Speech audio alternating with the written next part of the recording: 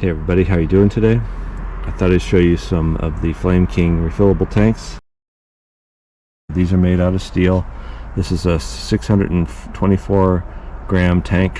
When it's full, it's 1,072 grams. It's 448 grams of fuel. Over here, these are made out of aluminum, but believe it or not, they're actually heavier than the steel counterpart, and they weigh more. So empty is 772 grams. The reason for that is the thickness of the aluminum here versus the steel. You can see how much different they are. So I just filled this one and it's 1,152 grams. So this holds 380 grams versus the 448.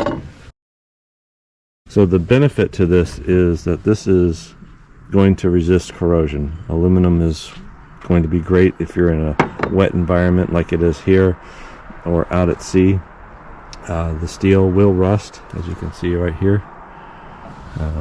So if you pit these containers, scratch them up, leave them out in the rain, they will rust over time, and they will rust on the inside as well from the moisture, versus these here where they're made out of aluminum.